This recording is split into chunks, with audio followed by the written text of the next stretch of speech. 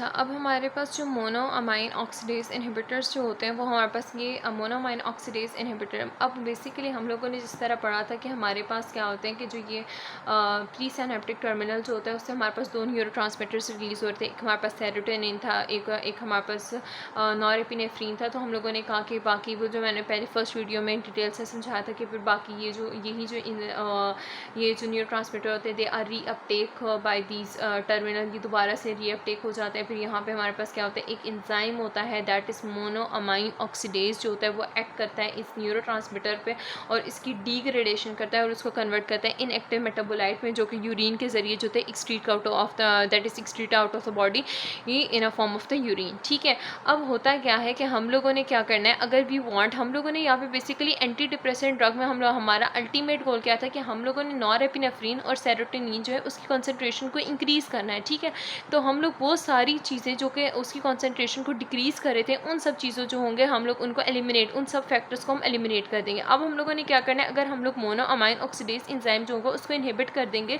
तो अल्टीमेटली हमारे पास क्या होगा कि हमारे पास सेरोटोनिन न्यूरोट्रांसमीटर्स जो होंगे उसकी डिग्रेडेशन होगी। जब उनकी डिग्रेडेशन नहीं होगी तो अल्टीमेटली उनकी कॉन्सेंट्रेशन साइनेप्टिक क्लेफ्ट जो होगी उसमें इंक्रीज़ होगी। ठीक है, अब यहाँ पे मैंने बस सिंपली लिखा हुआ है कि जो मोनोअमाइन ऑक्सीडेज है ये हमारे पास एक माइटोकॉन्ड्रियल एंजाइम है जो कहाँ पे प्रेजेंट है, जो कि नर्व के अंदर प्रेजेंट है और दूसरे टिश्यूज़ के अंदर प्रेजेंट है, गट या लिवर जो है उस टिश्यूज़ में भी प्रेजेंट है। ठीक है, फिर हम लोगों ने लिखा कि न्यूरॉन जो होता है, यही बात है कि न्यूरॉन में हमारे पास मोनोअमाइन ऑक्सीडेज होता है, इसका फंक्शन क्या होता है कि ये डीअमाइनेट कर इनएक्टिवेट कर देता है कोई भी ऐसा एक्सेस न्यूरोट्रांसमीटर। नॉर्मली जो होता है इसका नॉर्मल फंक्शन जो होता है ये क्या होता है कि अगर हमारे पास एक चीज़ रेस्ट में है, अगर हमारे पास रेस्ट में होता है तो हम नहीं चाहते कि हमारे पास जो पोस्ट सिनेप्टिक टर्मिनल जो है उस पर एक्साइटेशन हो।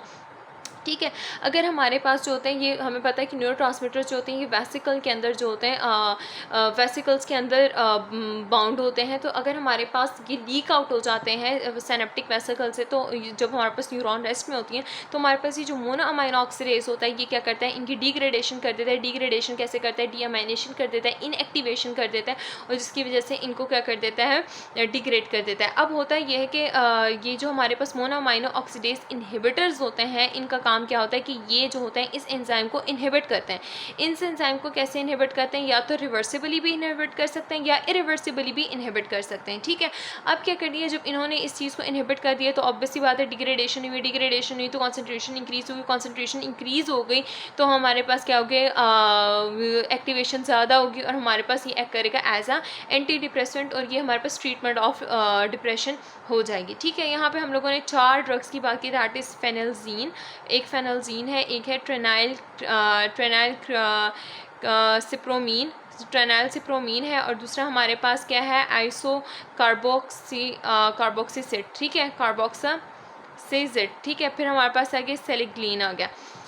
अब ये हम लोगों ने 4 ड्रग्स क्या बात करी, फेनेलिजीन हो गया, ट्रेनाइलसिप्रोमीन आ गया, ठीक है, और हमारे पास सेलिग्लीन आ गया। अब जो सेलिग्लीन होता है ना, इसकी क्लिनिकल इंपॉर्टेंस ये होती है कि इसको हम लोग यूज़ करते हैं in the treatment of Parkinson's disease. ठीक है, इसको याद करना है, ये पूछा जा सकता है कि पार्किंसंस डिजीज़ में ऐसी कौन सी एंटी डिप्रेसेंट ड्रग है दैट इज़ यूज, जो पार्किंसंस डिजीज़ में जो ड्रग यूज़ की जाती है दैट इज़ सेलिग्लीन। ठीक है, और सेकेंडली सेलिग्लीन जो होते हैं इसकी इंपॉर्टेंस ये है कि it is the only transdermal drug that is present and it's only transdermal anti depressant drug. ठीक है, अब सेकेंडली ये होता है कि हमारे पास ये होती है और दूसरी बात ये होता है कि हम लोगों ने जैसे बात की थी कि ये हमारे पास ये जो MOA होते हैं, इंजाइम्स होते हैं, ये कहाँ प्रेजेंट होते हैं, नर्व्स के अलावा जगट ये लिवर के अंदर भी प्रेजेंट होते हैं।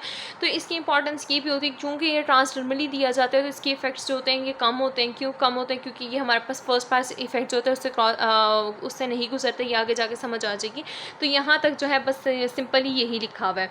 अब हम लोग आ जाते हैं मैकेनिज्म ऑफ एक्शन पे। अब जब मैकेनिज्म ऑफ एक्शन पे हम आएंगे तो हम लोग यहाँ पे लिखा हुआ है कि मोस्टली जो हमारे पास ये मोनोअमाइनो ऑक्सीडेज इनहिबिटर्स जो होते हैं इसमें हमारे पास फेनल्जीन सच आ गया, वो क्या करता है बेसिकली ये बनाता है एक स्टेबल कॉम्प्लेक्स बनाता है किसके साथ, एंजाइम के साथ। ठीक है, ये जो ये फेनल्जीन हो गया या फिर हमारे पास सेलिग्लीन हो गया, ये एक स्टेबल कॉम्प्लेक्स बनाता बनाता है, किसके साथ बनाता है, एंजाइम के साथ बनाता है, और ये क्या करते हैं, इरिवर्सिबल इनएक्टिवेशन कर देते हैं। ठीक है, जब इसकी इरिवर्सिबल इनएक्टिवेशन हो जाएगी तो हमारे पास वही जो सेम बात मैंने पहले बोली थी कि हमारे पास ये एंजाइम जो होगा, अगर ये इनहिबिट हो गया तो हमारे पास डिग्रेडेशन नहीं होगी, न्यूरोट्रांसमीटर की डिग्रेडेशन नहीं होगी। जब न्यूरोट्रांसमीटर की डिग्रेडेशन नहीं होगी तो एक्सेस ऑफ द न्यूरोट्रांसमीटर जो होंगे वो एक्यूमुलेट होने लग जाएंगे किसके अंदर, साइनेप्टिक स्पेस के अंदर। ठीक है, अब ये जो ट्रांसफर, और दूसरी बात वही बात है कि हमने कहा कि ये एंजाइम्स कहाँ पे प्रेजेंट है, जहाँ जहाँ पे एंजाइम्स प्रेजेंट हो गए वहीं वहीं जाके ये इनएक्टिवेट करेगा। तो ये जो ड्रग होते हैं, ये ड्रग्स होते हैं, ये ना सिर्फ इनएक्टिवेट करते हैं इस एंजाइम को ब्रेन के अंदर, बल्कि इनएक्टिवेट करते हैं लिवर और गट के अंदर भी एक्टिवेट करते हैं। अब देखो ब्रेन के अंदर तो इसकी इंपॉर्टेंस हमें पता लगी, या ब्रेन में इसने इनएक्टिवेट किया तो ये एंटी डिप्रेसेंट है, लेकिन हमारे पास जो लिवर और गट के अंदर ये एंजाइम प्रेजेंट होता है, इसका काम ये होता है कि ये हमारे पास ऑक्सीडेटिव डीएमाइनेशन करता है। किस चीज़ की, ड्रग्स की डीएमाइनेशन करता है, और दूसरी बात टॉक्सिक सब्सटेंस जो होता है उसकी भी डीएमाइनेशन करता है, जिस तरह टायरेमीन जो होता है, फॉर एग्जाम्पल ये दैट्स इंपॉर्टेंट पॉइंट कि ये हमारे पास जिस तरह फूड्स में जो कि फूड के अंदर प्रेजेंट होता है टायरीमीन, इसकी भी क्या करता है, डीअमाइनेशन करता है। अब होता ये है कि हमारे पास दूसरी बात that is very important, that should be remembered कि ये हमारे पास जो मोनोअमाइन ऑक्सीडेज इनहिबिटर्स होते हैं ना यार, इनके हमारे पास drug drug interaction, drug food interaction होती है, जिसकी वजह से जो होता है it is less commonly use as compare to the बाकी एंटी डिप्रेसेंट ड्रग्स। ठीक है, इसका और हमारे पास हम लोगों ने बोला वही बात मैंने यहाँ पे जो बोली थी कि सेलिग्लिन जो होते हैं that is the only drug जो कि ट्रांसडर्मली दिया जाता है। तो सेलिग्लिन जो होता है ये ट्रांसडर्मल पैचेस की फॉर्म में होता है, तो ये लेस इनहिबिशन कॉज करता है गट और हेपेटिक लिवर में, और गट में लेस इनहिबिशन कॉज करता है बिकॉज ये क्योंकि अवॉइड करता है फर्स्ट पास मेटाबॉलिज्म को। ठीक है, तो मैकेनिज्म ऑफ एक्शन में वही बात कर ली कि कॉम्प्लेक्स बना दिया, रिवर्सिबली इनएक्टिवेट एक्युमुलेशन हो गई। फिर हम लोगों ने कहा कि ना सिर्फ ये ब्रेन में करता है, इसके अलावा गट और लिवर दोनों के अंदर कर रहा है, और इसका काम क्या था कि गट और लिवर के अंदर ये हमारे पास ऑक्सीडेटिव डीअमाइनेशन कर रहा है, सर्टेन फूड की कर रहा है जिस तरह टायरेमीन वगैरह आगे। ठीक है, और ड्रग्स की डिटॉक्सिफिकेशन कर रहा है। तो अगर और हम लोग हाईली इंसिडेंस होता है ड्रग ड्रग या ड्रग फूड इंटरेक्शंस का। ठीक है, अब हम लोग एक्शंस की अगर इसकी बात करें तो हमारे पास जो ये हमारे पास मोनोअमाइन ऑक्सीडेज होते हैं ये फुल्ली इनहिबिट होते हैं सेवरल डेज ऑफ ट्रीटमेंट में। हम लोगों ने पीछे बात की कि बाकी हम लोगों ने सबसे पहले जो बात की थी TCA की बात की थी, ट्राईसाइक्लिक एंटी डिप्रेसेंट्स की बात की थी कि वो 2 हफ्तों में उसका एक्शन होता है, उसका बहुत स्लो ऑनसेट होता है। तो उसकी तरह इसके भी इनहिबिशन में, इसको भी कंप्लीट इनहिबिशन, इस एंजाइम की इनहिबिशन में कुछ दिन लग जाते हैं। ठीक है, तो हम बस ये इन्होंने यहाँ पे क्या, और सेकेंडली इन्होंने बोला है कि यहाँ पे हमारे पास जो सेलिग्लिन है ये क्रिप्रोमीन जो होता है ये इनका हमारे पास एम्फीथीन लाइक स्टिमुलेंट इफेक्ट होता है। ठीक है, एम्फीथीन लाइक स्टिमुलेंट इफेक्ट होता है दैट प्रोड्यूस एगिटेशन या इंसोमिया। एगिटेशन जो होती है that is the feeling of restlessness होती है, वो काफ़ी ज़्यादा मतलब अनकम्फर्टेबल फील होना, बहुत ज़्यादा अनकम्फर्टेबल रेस्टलेस फील होता है, और हमारे पास इंसोमिया भी होता है, that is amphetamine like stimulant effect. ठीक है, ये इसके एक्शंस की बात होगी। अब हम लोग थेरेप्यूटिक यूजेस की बात करें।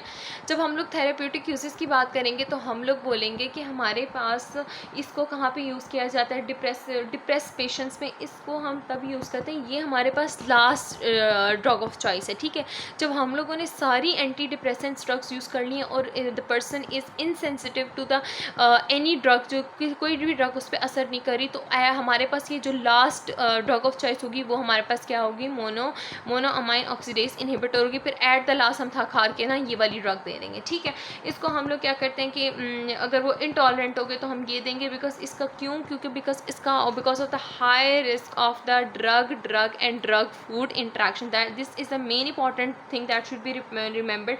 And secondly it is considered the last line agent in any treatment setting. If you have like BCU and if they ask you, यहाँ बहुत सारे ड्रग हैं, if they are asking you कि एक बंदा है मतलब कि डिप्रेशन है तो हम लोगों ने ऐसी कौन सी एंटी डिप्रेसेंट है तो देंगे। अगर हमारे पास 2 ऑप्शन हैं, अगर आपको ट्राईसाइक्लिक फॉर एग्जांपल ट्राईसाइक्लिक पूछा हुआ है, एक TCA है, एक हमारे पास वो है सेरोटोनिन नॉरपेनेफ्रिन रिसेप्टर इनहिबिटर है, और एक हमारे पास ये मोनोअमाइन ऑक्सीडेज इनहिबिटर है, तो हम कौन सी वाली चूज़ करेंगे, हम लोग सबसे पहले हम लोग चूज़ करेंगे मोनोअमाइन सबसे पहले हम लोग चूज़ करेंगे serotonin norepinephrine receptor inhibitor, because उसका काम क्या था, उसको हम लोग प्रायोरिटाइज़ करेंगे टीसीए के ऊपर, क्योंकि टीसीए के एडवर्स इफेक्ट काफ़ी ज़्यादा थे। ठीक है, फिर हम लोग सेकंड प्रायोरिटी हमारी क्या होगी, टीसीए होगी, और लास्ट प्रायोरिटी हमारी क्या होगी, मोनोअमाइन ऑक्सीडेज इनहिबिटर। ठीक है, अब यहाँ पे हमारे पास ये हो गया, हम लोगों ने बस बात कर ली, मोड ऑफ एक्शन की बात कर ली, एक्शंस की बात की, थेरेप्यूटिक यूजेस की। थेरेप्यूटिक यूजेस में बस यही बोला है कि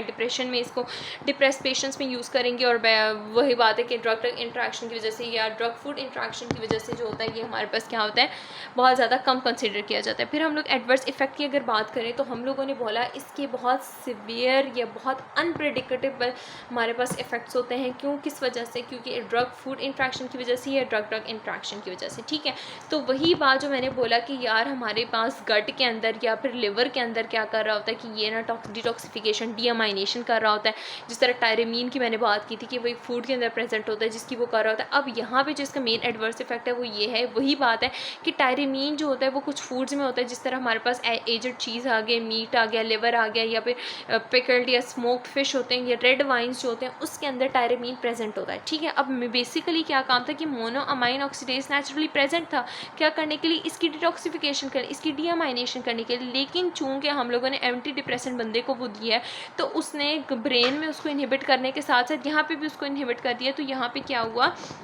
कि टायरेमीन जो होता है वो स्टोर होने लगे, उसकी डिग्रेडेशन नहीं हुई। तो जब वो स्टोर होने लगता है तो टायरेमीन क्या करता है, वो रिलीज़ करता है large amount of stored catecholamines. Catecholamines जो होता है उसको रिलीज़ करता है कहाँ से, नर्व टर्मिनल से, जिसकी वजह से हमारे पास क्या होता है, हाइपरटेंसिव क्राइसिस होते हैं। ऐसे कैटिकोल अमीन जो होता है उसमें क्या आ जाता है, एपिनेफ्रीन आ जाता है, नॉरएपिनेफ्रीन होता है जिसका जो कि डायलेशन करते हैं, जो कि ब्लड प्रेशर जो होता है उसको बहुत ज़्यादा इंक्रीज़ करते हैं। ब्लड प्रेशर बहुत ज़्यादा इंक्रीज़ हो गया तो हमारे पास क्या हो गया, हाइपरटेंसिव क्राइसिस हो गया। ठीक है, जिसके सिम्टम्स में क्या आता है, हमारे पास क्या होता है, ऑसिपिटल हेडेक होता है, हमारे पास स्टिफ नेक होती है, टेकिकार्डिया हो जाता है, नोजिया हो गया, हाइपरटेंशन हो गया, कार्डियक एरिथमियास आ गए, सीजर्स हो गए, और पॉसिबली स्ट्रोक आ गए। ठीक है, सारे हमारे पास क्या हो गए, सारे हमारे पास कार्डियक डिसफंक्शनिंग हो गई है, सारे ऑसिपिटल हेडेक हो गया, स्टिफ नेक हो गई, टेकिकार्डिया हो गया, नोजिया हो गई, हाइपरटेंशन हो गया, कार्डियक एरिथमियास आ गए, सीजर्स हो गए, या फिर स्ट्रोक हो गया। सही है,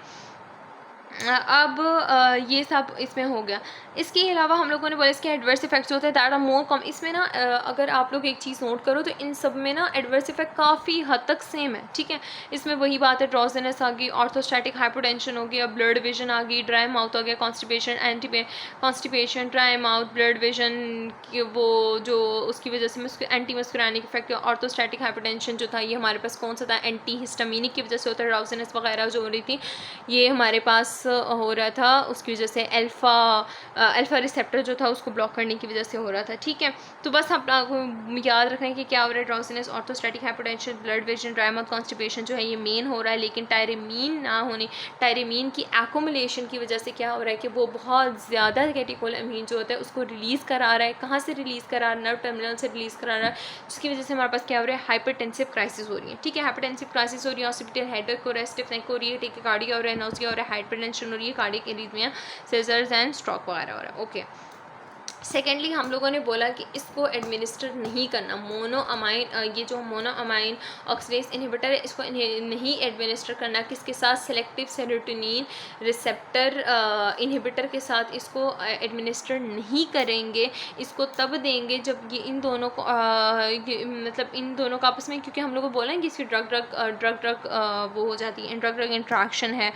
तो और दूसरी बात यहाँ पे जो लिखी हुई है वो यही लिखी हुई है कि जिस तरह ये ड्रग हो गई या हमारे पास SSRI होगी या फिर हमारे पास ये मोनोअमाइन ऑक्सीडेज इनहिबिटर हो गई, इन दोनों को ना एटलीस्ट 2 वीक्स के बाद देना स्टार्ट हो। जब कम्प्लीटली ये वॉश आउट हो जाती है इसके बाद अगर कोई और ड्रग देनी है तो वो 2 हफ्तों के बाद देनी है जब ये कम्प्लीटली वॉश आउट हो जाए। ठीक है, फिर हम लोगों ने लिखा कि एक्सेप्शन है जिसकी फ्लोक्सिटीन की एक्सेप्शन है कि वो 6 हफ्तों बाद देते हैं।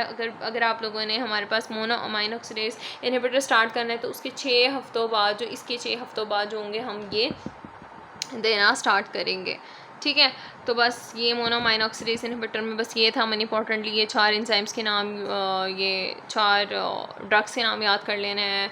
फेनल्जीन हो गया, ट्रेनाइल, क्रिप्रोमीन हो गया, सेलेग्निन हो गया। सेलेग्निन की इंपॉर्टेंस क्या थी? पार्किंसंस डिजीज़ में था ये जो हमारे पास फेनल्जीन वगैरह था, हम लोगों ने बोला कि रिवर्सिबली कर है। फिर हम लोगों ने कहा कि जो ट्रेनाइल क्रिप्रोमीन था, या फिर हम लोगों ने बोला कि ये जो सेलेग्लिन है, इन दोनों के बहुत इंपॉर्टेंट याद करना है कि क्या करते हैं, एम्फिथीन लाइक स्टिमुलेंट इफ़ेक्ट जो होते हैं वो प्रोड्यूस करते हैं, जो कि जिसमें हमारे पास क्या हो जाते हैं, एगिटेशन हो जाती है, या फिर हमारे पास क्या होता है, इंसोमिया।